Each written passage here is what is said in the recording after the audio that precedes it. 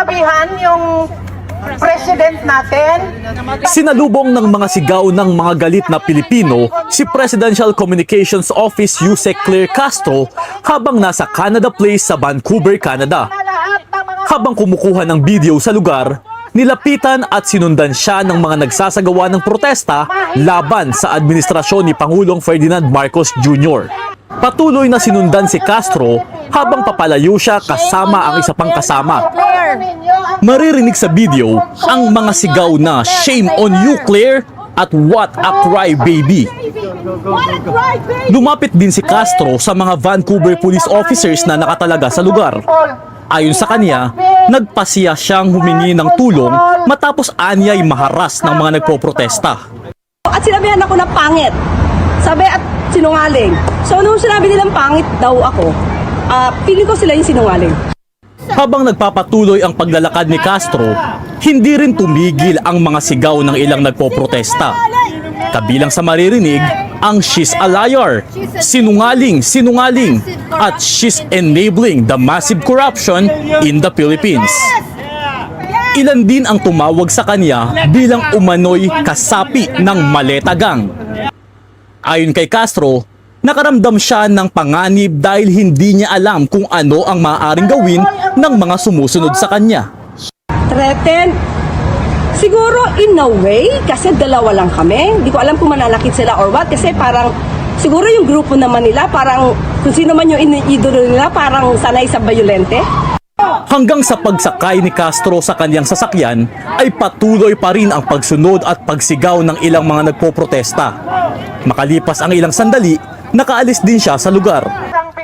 Sinabi rin ni Castro na nagpasya sila na lumapit sa mga pulis matapos mapansin na patuloy silang sinusundan.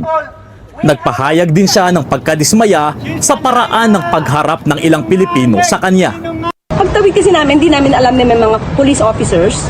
So pagtawid namin, so kinausap na namin sila kasi sumusunod sila eh. Diba? So, pero, I mean, kung ganyan talaga ang magiging ugali ng Pilipino, hindi kayo uunlad. So, kawawa pa rin kayo. Sa isa pang kumalat na video, makikita rin ang ilang Pilipinong may daladalang mga placard habang nagsasagawa ng protesta sa harap ng ilang fast food chain sa Vancouver. Maririnig din ang sabay-sabay nilang pagsigaw ng mga slogan laban kay Pangulong Ferdinand Marcos Jr.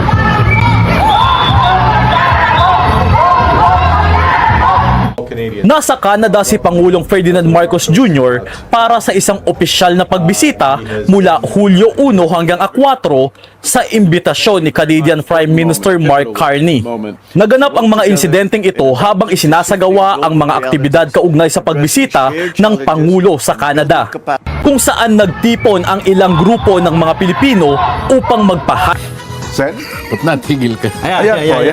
Masayang Biyernes po sa inyo. Ala ko wala kayo. Akala Andito nila pala. wala tayo rito. Live po Ay, ito. live na live ho tayo. Anong petsa ngayon? July 3. Aha. Ayun. Araw po ngayon ng Three lang Biyernes. ba ngayon o four? July 3 lang po. 3 po. Three. Bukas ang 4, Sabado. Oo nga, no? 5 linggo, 6 lunes. Opo. Yes. Meron kayong gagampanan sa Senado sa Lunes. Pero bumati muna kayo, Sen. Oo. Maraming naghahanap sa inyo. Isang masayang Biyernes po ng hapon sa ating lahat. Lalong-lalo na po yung palagian pong nakasubaybay sa saganang mamamayan.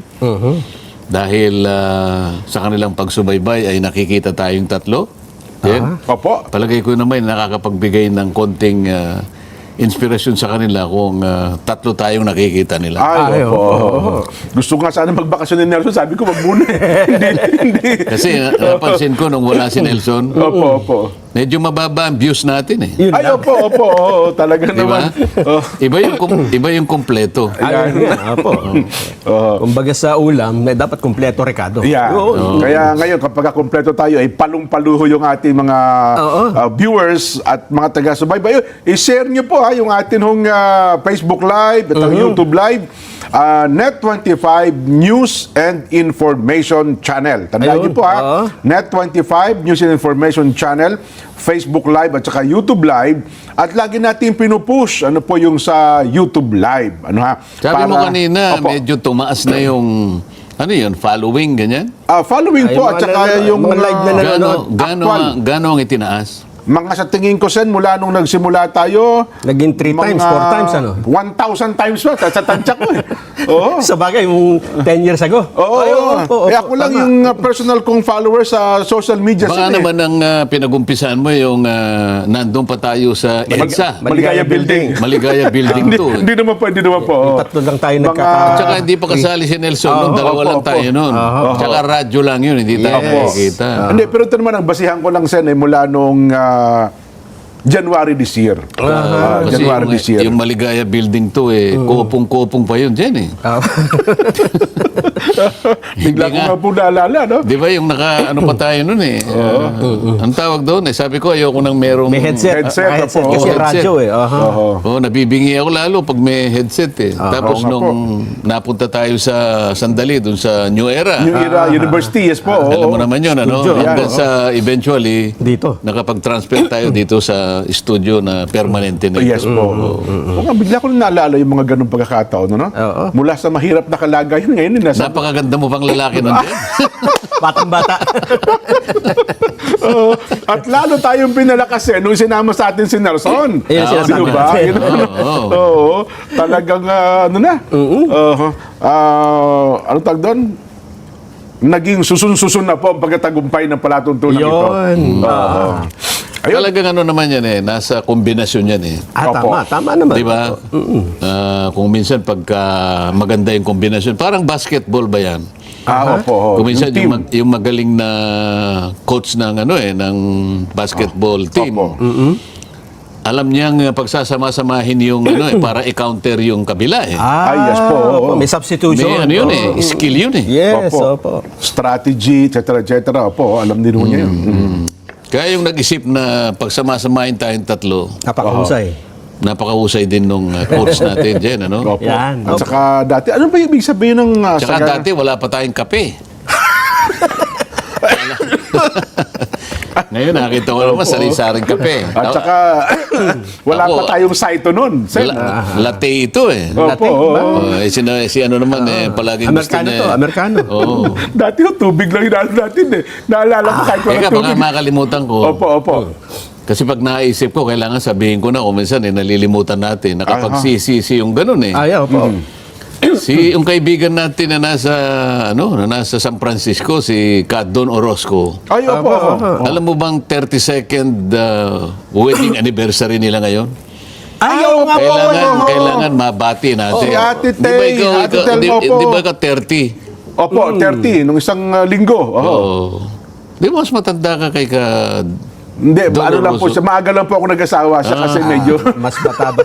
32nd wedding anniversary. Maaga kang napikot, ano? Opo. Ay, ganun Don talaga. at Telma Orozco. Opo. Telma ba ang pangalan Okay, niya? opo, Oo. Telma. Birthday din po si Ate Telma nung isang araw. Oo. O yan, Don ha, wala na akong utang sa'yo. Ayun. Yan, opo. Mabutit na alala ko kagad. Baka mamaya... Ang eh. makalimutan pa naman ng billing niya kasi buong San Diego daw po tsaka San Jose nakatutok ngayon sa atin. Oo. At saka tinext niya ako eh. Ganun po. Yun, oo. Ayun. Doon, napakalakas mo, ano ha? Eh kami pag nag-text kayo sin, gusto pabati, ay. Naku po. Saan katerba ang nanonood sa atin, Jen? Ay, nako, ito nga. Hindi pa karaniwan ito, ha? Facebook at saka sa Oo. YouTube, ano ha? Teka, tingnan mo nga yung sa YouTube kung gaano. Aha. Uy, ganun din. Nako. Talaga naman, oo. Bakit kaya? Kasi meron tayong importanteng pag-uusapan, Sen. At saka nakita nila ngayon, masaya tayo ha? Oo. Masaya, kinakailangan ho ay ang ating mga issue ngayon ay para sa mga magsasaka, sa mga mangingisda, at para po sa mga buhay-buhay ng ating mga kapwa Pilipino. Tama-tama, Jen. mga Pagka ganyan, OFWs. yan palang nakahanda nating tatalakayin ngayong hapon. Ano? Opo, kasi para i-inspired natin yung mga magsasakasin eh. Ang iba ko kasi medyo nalulungkot. Jen, Nelson, Sen, may pag-asa pa ba kami mga magsasaka? Lagi Hindi namin mo naman- narinig ganyan kay Sen eh. Buti pa si Sen, anya. Hindi mo naman sila masisisi dahil nga sa hirap ng buhay ngayon. Opo. At kung minsan kapag naalala nila na bakit kaya kami ang nagsasakit para ipundar natin ang pagkain ng mamamayang Pilipino, Opo. bakit parang kami itong hirap na hirap? Di ba? Kasi parang may irony nga dun eh. Sila nga yung nandyan sa agriculture natin para pasaganain yung ating mga pananim, para sa ganun bastante tayo sa pagkain. Pero pag titingnan mo Pagka ikaw ay nagpunta sa kanayunan dyan at nakausap mo yung mga magsasaka, makikita mo yung iba't ibang uri ng kanilang alalahanin eh. Opo. Eh dahil ako'y naging farmer naman, yan naman ay hindi ko naman ikinakaila. Opo. Katulad nga ng gusto ko sanang i-contribute sa hapong ito. Kahapon kasi, pinasyalan ko yung aking mga pananim dyan. Ganun ho ba? Alam mo naman, alam naman ng lahat ito, kahit naman tayo'y At lahat lagi yun okupado. kinukwento yan sa Opo. Wala pa akong sinasabi, pinasinag na. Maya-maya ng konti sana. Excited po. Excited, Sen. Sige, Oo, sige. Kasi, ang tinatanim natin ngayon dyan, yung high value crops. Ba? Oho. Dalawang klase ang high value crops dyan. Isang itinatanim dyan sa mga, yung upland. Upland, Yung opo, upland. opo, oho. Yung upland kasi, kung tawagin yung mga gulay dyan, ay chop suey. Yes. Ah, Pangkaraniwan, nasa Baguio. Yes po. Ang iba naman ay nanggagaling sa Quezon. Mga upland dito, Nelson eh. Opo. Ngayon pagka lowland na gulay na high value crops, ito Pakbet yung yan. pakbet, Yeah. sabi naman nila. Pakbet, oh. So yung akin, dahil sa lowland naman ng Tarlac din, Nelson, pakbet ang aking high value crops. Kaya nakita ko yung mga pananim ko na, Opo. Meron ako sitaw, meron akong dalawang klase ng talong, isang bilog. Aba, O ipakita nyo nga yung import, halimbawa, ganyan, Opo. So, kung napagtibay nila base sa per capita income, ito nga yung GNI kanila, Gross National Income, kung na-compute nila 4,000 ilan? $850. Oho. Almost 5,000. In 2025. Oho. $4,850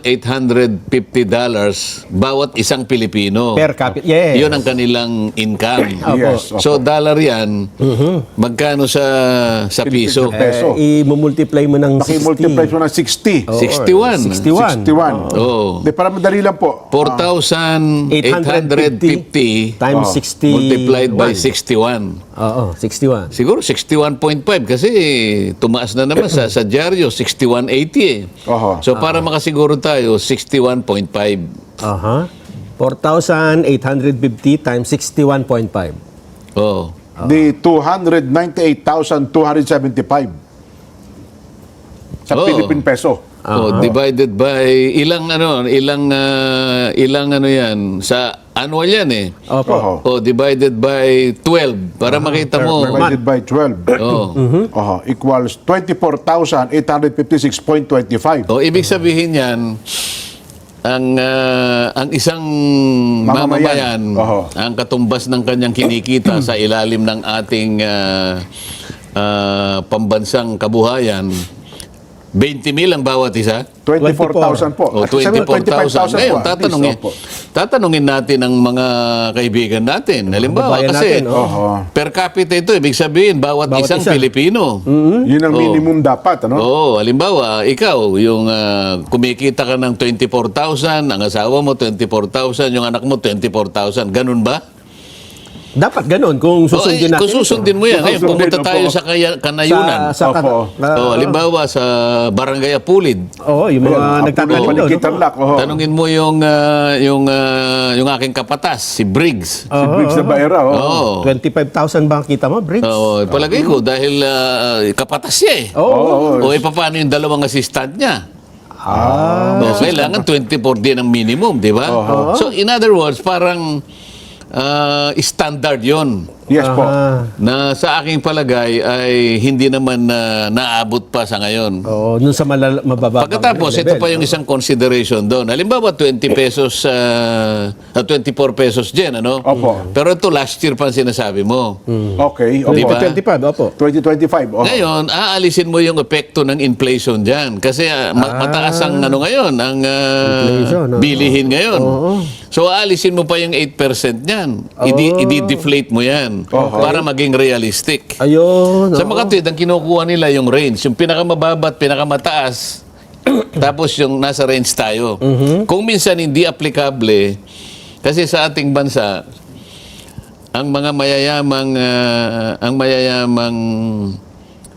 Pilipino halimbawa, yung 10 pamilyang mayayaman. Mga 2% lang sila. O yung nando sa Forbes, list ng Forbes. Yes po, yung mga kapitbahay ko doon. 95% ng kabuhayan ng bansa Nasa kanila. ay sila lang ang nagre-represent. Oo.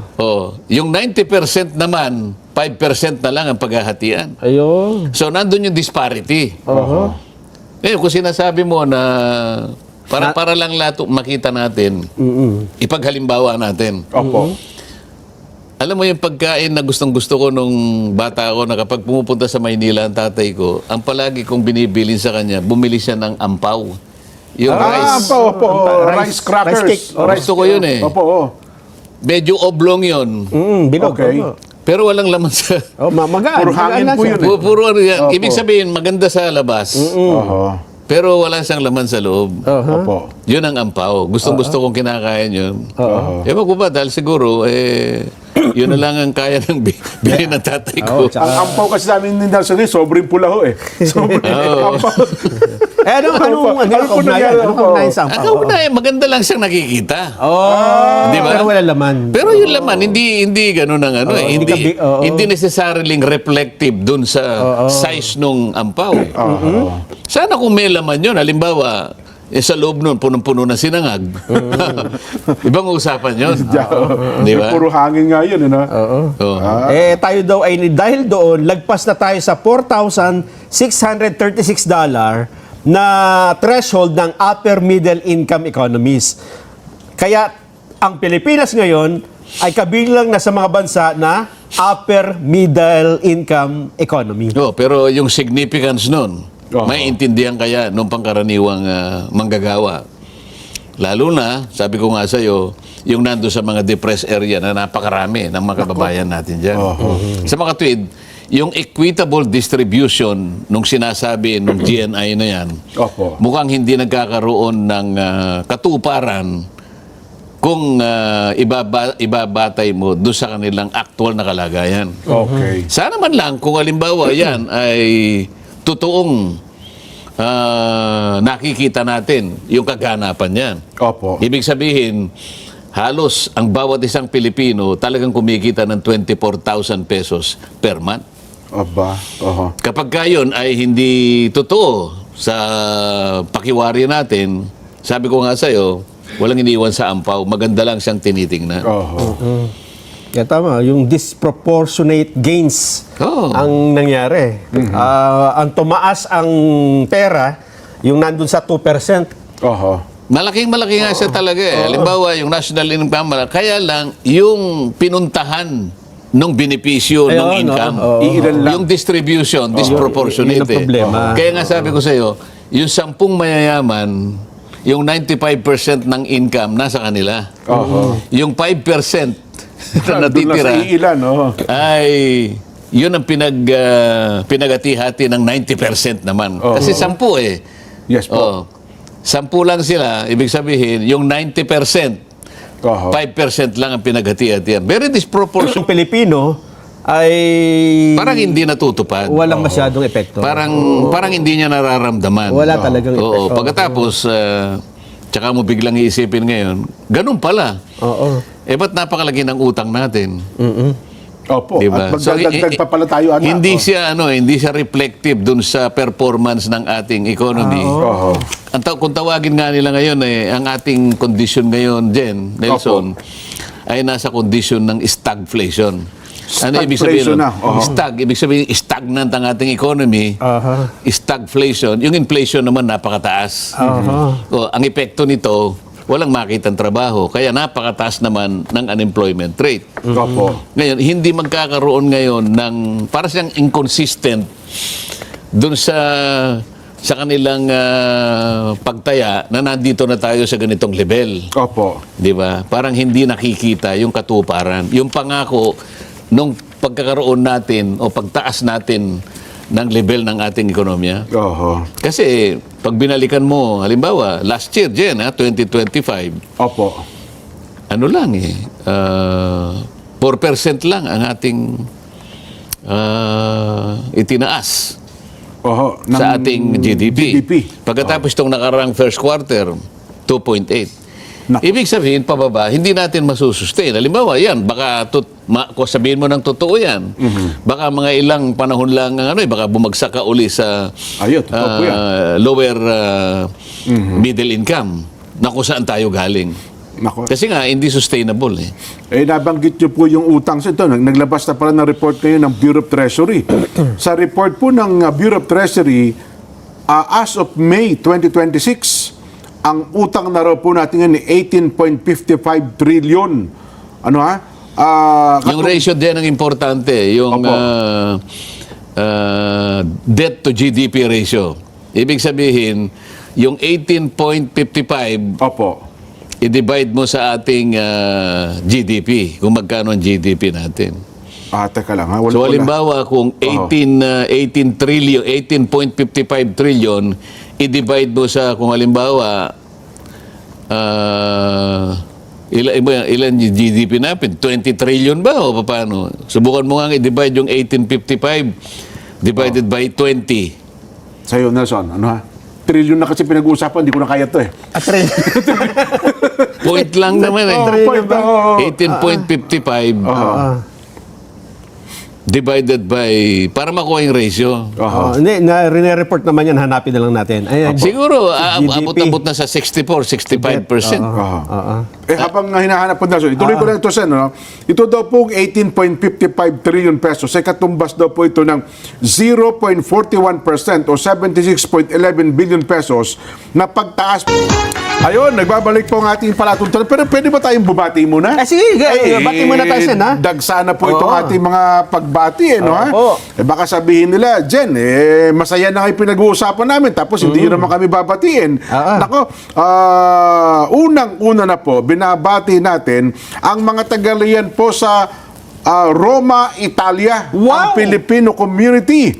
Kasabay daw po ng wedding anniversary sina Brother Dylan Ramos, ang atin pong tagapangasiwa doon at ang kanyang butihing may bahay, Sister VG Ramos. Mula po yan sa Rome, Italy Local Congregation. Hindi ba sa Vatican? Happy wedding anniversary po. Ayan. Ka Dylan Ramos at Ate VG Ramos. Ayan. Ang ka Enrique Balahadja naman ay bumabati sa mga nasa Mamburao, Kuya Willie De Luna at Ate Connie. Enrique Balahadja, Mindoro Occidental yan. Janine. Opo. Capital ng Mindoro Occidental ba ang Mamburao? Mamburao po. Sa Mamburao naman. Alam ko San Jose. Hindi, ano Ang lang yun. capital? City City yun. lang yun. oh. City. Pero Okay. kasi ang Mamburao, Kasi may airport sa San Jose. Yung Mamburao ang Kapitolyo. yan. Kaya ko naman alam, nandun ang Kawili de Luna. Lagi Yeah, nakatutok oo sa nga, atin. Kawili, salamat po dyan. At nandyan ata ang taniman din po ng sibuyas. Yan parte ng Mamburao na yan. Tsaka dyan maganda yung nakita ko yung irrigation, ang ganda. Ganun po. Ayun. Pakapala. Inggit ako nung makita ko yung irrigation. Paano? Pupunta ako ng Mamburao sa kagustuhan kong bumilis. Sumakay yun ng aeroplano. Ang aeroplano pala, pupunta na San Jose. Ando airport. Ngayon, pag bumaba ka ng airport, 3 oras bago makarating ng Mas Mamburao. malayo po yun. Ayoko sumakay ng Roro kasi. Sandali lang yan. Lalo akong napano. Ayun. Lalong Oras tumagal. lang ata yun, Sen. Dyan eh. Yes. Nako. Happy birthday muna kay Quintin ng Kalmay, Dagupan City. Quintin. Yan. Sabi naman ng Anong Quintin? Quintin? Quintin. Ba naman yung... Quintin. Baka ba lalaki ito? Kasi ano ito, babae. kagagaling kasi ng Amerika. Hindi, Sen, ano talaga Alam mo totoo? naman, Hindi Quintin, Queen talaga. Queen. Kasi babae, Queen. Tapos, Hindi mo sinabi. Akala ko naman Akala ko si Mang Quintin, ano? Ayan. Sabi naman ng Karay Manyo, Jen, salamat ng marami ha. Nagiging relax kami sa mga usapan ninyo ngayon. dapat lang mag-relax kayo, ha? Tama po Di ba yan. usapan pagka Biyernes naman, tungkulin naman natin. Light tayo, kahit paano light paligayahin issue natin. tayo. Hindi yung parang ang puro dinidiscuss natin na kapag sisikip ng dibdib. Walang mabigat na Hindi issue. maganda yun eh. At Diba? binabati ko rin ang aking mga teacher nung high school, Jen, sa panguna ni Ma'am, sino nga ito? Kalimutan mo. Asawa ng ka Ernie Soratos, tama, ka Shirley. tama. Ayun. Ka Shirley Soratos. Tumatanda na tayo. Ma'am Shirley. Oo, at ang Opo. Tatay Erning. Tatay Erning Suratos, Nakita-kita kami kanina. Aba. Pati na yung mga teacher ko na sina Ma'am Jenny Basa Corpus at Milagros Mataas naman ang mga Soliestre. grado mo dyan. Ay, very good po tayo nung tayo nag-aaral. Paborito daw po ni Mami Shirley si Nelson. Favorite student. May nagbanggit sa akin, pasang-awa ka lang. Ay, hindi. Ayan, Nelson at Jens and Dante, no, ha? Pakibati naman po, Mrs. ko ay Alice at ang dalawang anak ko, Han, Ray, Ruel, Dagayday ng pamayanan ng Halili Kondo. Ayan, salamat po ng marami sa inyo. Ganon din po. Aba, si Birang manood sa atin Hindi, ito, yun, Nelson. magpasalamat ka rin doon sa nagbibigay ng biko. Ayun, Hindi ba? Ayaw po niya magpapakita ipapakita. pangalan eh. Baka daw dagsain eh. Bakit magkasama po ng loob? Baka daw magkasama po ng loob pag binagit natin sila. Ayaw magpapakita pangalan. ayun, meron pa nagkwenta, pagka 18 trillion, sabi niya, Opo. i-divide mo sa 117 million na population, Yung utang. bawat isang tao pala, Yung utang na. 100, ano yun? 53,000. Isip-isipin mo yan kanina. Per person yan, ha? Opo. 153 divided by 12. Aha. Ilan yun? 153,000. Opo, 150,000. Yearly kasi yan eh. po. Oo. Sa isa loob ng labing... Saan? Oho. Divided by 12. 153,000 divided by 12. 12 buwan eh. Oo. O ilan? Ayun. 12. 12,000. 1,700. Oh, 12,000 alisin mo sa 24. Yung 24 kasi yung per capita mo kanina eh. O tanggalin mo yung utang niya na 12. 12,000 na lang ang natira. Opo. O di yung hirap ng buhay niya, di ba? Oo nga, no. Di ba dapat ganun natin kwentahin? Bagay, kami ni Nelson po, napagkakasya namin yan, Sen. Oo, mababa pa dyan. Wala yan, sisiw. Alam niyo naman kami. Alam niyo naman. Hindi kasi kayo nakasanayan yun eh. Opo. Ay, nako. Lipat na tayo na. Natawa yung cameraman natin. eh. Sanay na sanay din ito. Opo. Hindi ko kami tatanungin dyan. no? Sabi ni Kuya Ian Tayong ng Cubao, nako, napakaswerte po namin. Meron tayong isang Senador Marcoleta, ano ha? Nanonood po kami mga taga Cubao at advance happy 95th anniversary po sa aming lokal. God bless po. Napakalayo sa atin ng lokal na yan dyan, ano? Ay, opo, lokal ng Cubao. Oo. Malapit na pala kanilang ika-95th anniversary. Binabati po kayo ng Kuya Ian Tayong. May Ayan. na-inspire ka agad, Sen, na gayahin ng inyong pagtatanim eh. Sino? Ilalagay ko yan sa 120 hectares ko. Ay, Ba? malaki yan. Gagawin 100. namin ni ka Eli Valerio at manugang kong si Cedric Paltao Ba? at kay Ray Herrera. Maganda yan kasi Kay Ray Herrera. kung todo lumalaki yung ano mo, yung espasyo Yung lupa, mo, tataas ang productivity kasi yung input mo, diyan mo na ilalagak lahat. Hindi ang pinakamahirap sa atin kaya kung minsan dinidescribe natin ang farming, subsistence agriculture tayo eh. Opo. Kasi ang liliit eh. Ang liliit, hindi makuhang i-produce nung tao dahil nga sa taas ng cost. So, lahat sila magsasuffer. Kamukha ng sinasabi mo kanina, example mo, makaproduce ka lang ng 30. Tuwan-tuwa na kami. Tuwa ka na. Yung isa, 25. May nakapag-produce na 60, lalong tuwa-tuwa. Pero kapag kaya sinuma mo, maliit din eh. Pero pagka malaking tipak pinagsama-sama, Yes. at doon mo ngayon ibinuhos lahat, yung Opo, attention opo. mo, yung productivity ang pinag-uusapan. Mas malaki. Kikita ang farmer. Ganun dapat ang farming eh. Kaya palagi nating ina-advocate, sana maging cluster ang farming. Yun, opo. Pipili ka na lang ng lugar. Huwag mo nang ikalat sa buong Pilipinas. Kalat-kalat, pati pataba, pati Opo. irrigation. Ang dami mong nagagasta. Totoo. Pero kung mamimili ka yung compact siya, lugar, ano ba Central Plain of Luzon. Opo. Dito sa ano ito, Luzon, ano? Mamili ka na lang sa 7 probinsya ng Central Central Luzon. Oho. Palagay mo 5, no? Sa Oho. 7. Pagdating naman sa yung hindi masyadong maulan, yung Western Visayas, Opo. Iloilo, tsaka Capiz, halimbawa, ano? Pagdating sa Mindanao, Davao, tsaka isa pa. Yan, oh. So, Yung Cotabato, naka-cluster ngayon. Naka-cluster. Oho. Ngayon, pagka kinuwenta mo, ito palang mga probinsyang ito ay sapat na para yung pagkain ng Pilipino ay masuplayan. Ayun. Oo. So, di ba? Nakapokus ngayon. Aha. Yung konting magagasta mo sa mga production inputs, focus na focus, hindi kalat-kalat. Oho. Kaya ang problema sa atin, Sen, isang magsasaka lang, bihirang-bihira may isang hektaryang lupain eh. Kasi Isang- nga, opo. ganito kasi yan eh. Diba? Minsan inconsistent yung land reform eh. Ayun, oho. Ang Pilipino kasi, sabi nila, is romanticizing. Kasi iba talaga yung may palaging nandun sa ano niya, sa kanyang psyche, sa kanyang composition, kaisipan, Meron siyang titulo eh.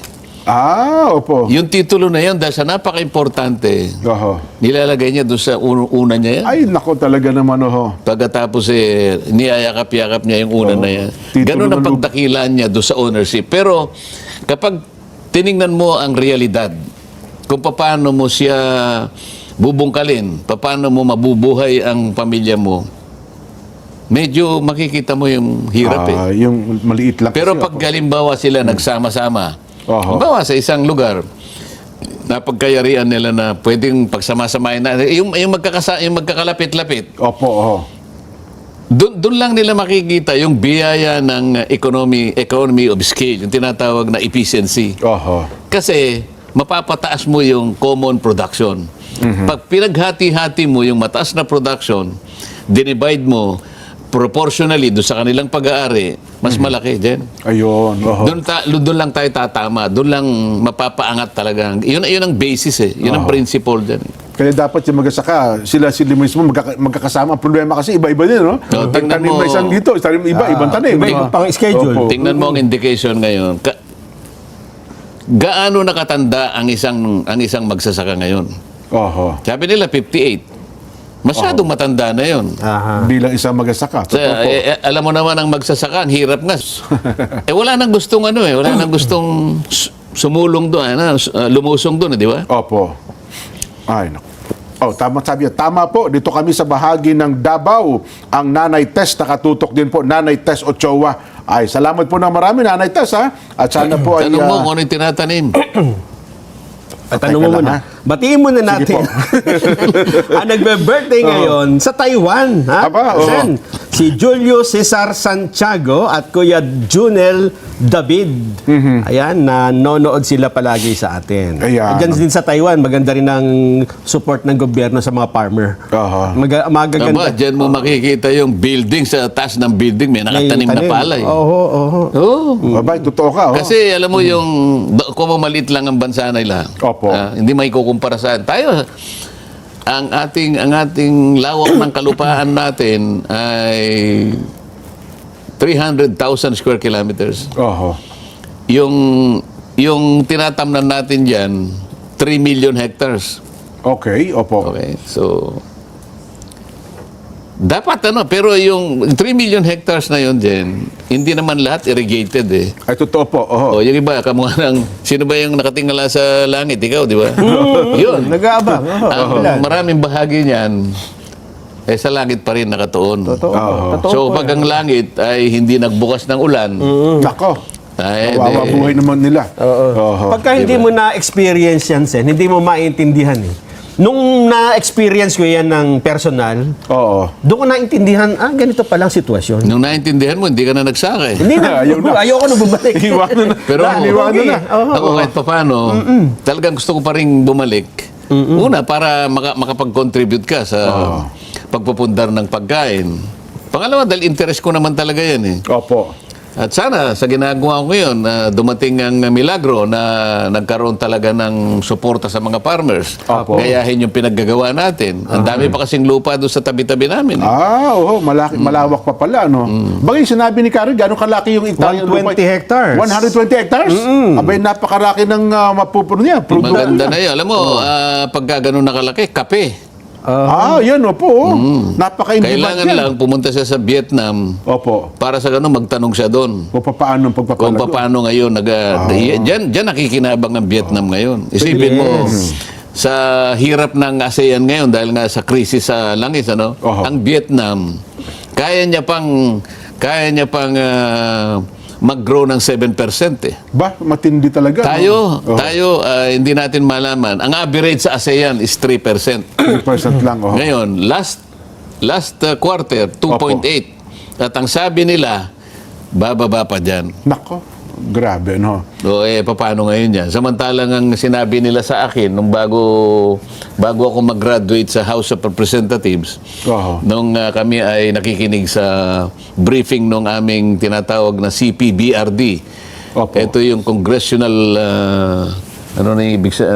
Congressional Budget and Research Department, something like Opo. that. Para ma-address natin ang kahirapan ng bansa natin, merong proposition doon, kailangan 4 na sunod-sunod na 10% ang Ganun growth po. natin. Sunod-sunod hindi yung merong pagitan. Sunod-sunod na taon. Oo. Oho. Ganun ang kanilang projection. Kung magagawa lang natin na halimbawa 2026 10%, Opo. 27, 28, 29, parehong 10%. Baka yun na yung kaganapan nung sinasabi nating yung talagang aktual na upper middle income. Totoo. Pero kung 2.8 pagkas 2.5, baka hindi rin natin masustain. Kaya pala tama yung sinasabi na ang agriculture natin ay halos tatlong dekadang napabayaan talaga, Sen. Baka hindi lang. Baka hindi lang. Baka hindi lang, opo. Kasi tingnan mo na lang ang bigas natin. Opo. Dahil nga sa taas ng mga farm inputs. Kapag bumili ang gobyerno, naintindihan ko naman pag bumili ka sa farmer natin at kailangan ka naman talagang bumili, kailangan maabot mo yung kanyang production cost So, ang production cost niya halimbawa 20 pesos per kilo. Yun ang production cost niya. Bilhin mo siya 21 o 22 para kumita siya. Para makita po. Pag binili mo 11, Lugi. Ito yung nangyari yun. Nag-iiyakan yung mga farmer sa Florida Blanca. Sabi ko, wala po akong pambili. NFA hindi na bumibili dahil nga pambuffer na lang sila. Para na lang sa kalamidad. Bakit po ang Vietnam, in 10 years, parang 10 years lang, mahigit pa mga konti, nakastablish sila, at ngayon, nag-export pa ang Vietnam. So sabihin parang beyond expectation pa yung nangyari sa kanila. Yan ang sinasabi ko sa iyo. Alam mo, Sen, nung pumunta ako dyan, nakita ko ang isang pagkakaiba. Ginandahan nila yung irigasyon. So patubig At talaga. saka Patubig. digital na sila, Jen. Ganun Baka ba? akala mo Sa kabila ng medyo napag-iwanan natin na malayo yun, Sen, dati. Hindi lamang yun. Ginyera siya ng Amerika. Tayo ba Nagigera pa sila, tayo nasa maunlad na bansa na tayo, di ba? Yes. At iniwanang ang durog. tagal nilang naglabanan kasi merong North Vietnam, merong South iba pa Vietnam. yan, iba pa po Hanggang yun. sa ma-unify nila.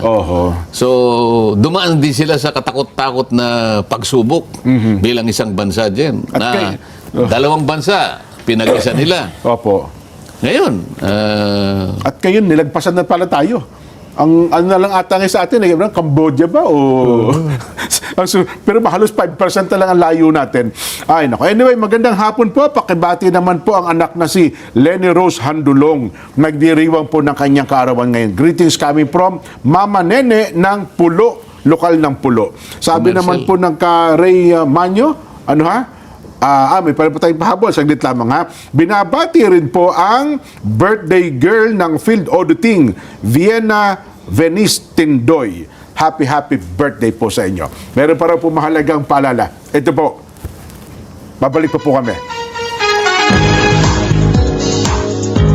Bahagi ng Luzon Avenue, Kuya Mark Forbes, Jomar Gonzales, Carmelino Cabanilla, Carl Rojo, Janriel Berbon, Jen Venci Pahilmagan, Mark Raimundo. Salamat po. Ayan, may pahabol ka pa ng tanong, Nason, bago tayo magtapos. Sayang naman, Meron pa tayong 5 minuto.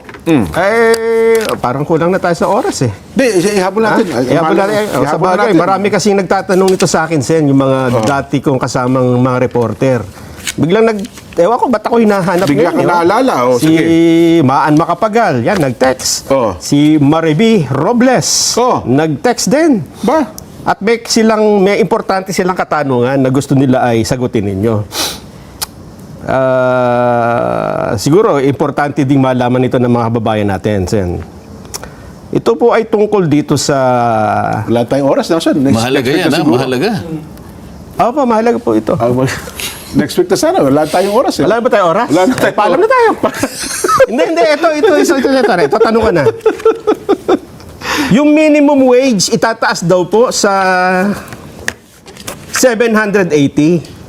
Ay, naprubahan na. Oo. Ano? Ano yan? Across the board yan? Opo. Ay, hindi. Legislated. Sa minimum wage. Ang balita ko, NCR lang, Nelson, 85 pesos. NCR, Metro Manila, NCR National na po. Capital Region. Kanya-kanya In-announce po kasing region yan eh. Hindi, sabi ng iba, paano naman yung mga malilit na negosyante? Kung Hindi, sabagay, ang realidad naman kasi, iba naman kasi ang cost structure sa iba't ibang mga rehiyon. Di ba? Sa iba-iba kasi iba kasi binibili lahat. Eh, sa iba naman, nahihingi mo lang yung kamatis, yung ganyan. So kailangan dun sa condition ng region. Opo. Kaya may mga regional board sila, di ba? So yan. Pero ay 85 pesos, dalawang trans daw yan, Nelson, sa announcement ni Sectol no isang araw. Isang 60 plus another 15 ata. Oh, ba't nila tinatanong dito sa programa natin? Dapat itanong yan sa Department of Labor. Dole sila nag-approve. kamali siguro ng text. Wala na ba itatanong? Wala. Ay, salamat pa. Pasensya na kayo sa iba pa natin mga texter, no ha? Hindi na po namin maisa-isa. Ayun, ang nag-text pala ang Kuya Yuan. Launching po ng AgriKita Contract Farming at Agri-Puhunan, Pantawid Puhunan Program. Yan ang sinasabi ko kanina sa'yo. Ay, ito po pala yun. Oo, napakasipag niya na yung aming pinag-usapan talagang natupad niya lahat eh. Oo. Ako yung nagkulang kasi hindi ako makapunta dun sa mga launching eh. Opo. Lalo na yung sa Isabela, talagang nakita ko yung napakarami niyang na-organize yun. Nako. Tapos sa Tarlac, hindi rin na makapunta. Happy birthday daw, Norwin Mendoza Roma from Daddy, Mami, Mama, Papa, Tito, Tita. Yan. Isa. Ayan, nagpahabol ng mga taga-Bamburao. Sabi ng Kawili de Luna dyan. May tuna dyan, tuna. Ayan, bukod sa tuna, Tuna. Napakasikip din ng dibdib namin kasi ang laki ng utang ng mga magsasaka dito. Akala ko pa naman, kumikita na po yung mga magsasaka. Sen, marami pong salamat sa inyo. Masayang Biyernes po. Lalo naman tayo magpasalamat sa mga paparami na Opo. taga-subaybay natin. Sana po kahit papaano nagkakaroon po kayo ng konting kaalaman sa mga dinidiscuss naming mga iba't ibang bagay. Salamat po sa inyong pagsubaybay. Ayan, at sana ay masarap ang kanilang hapunan.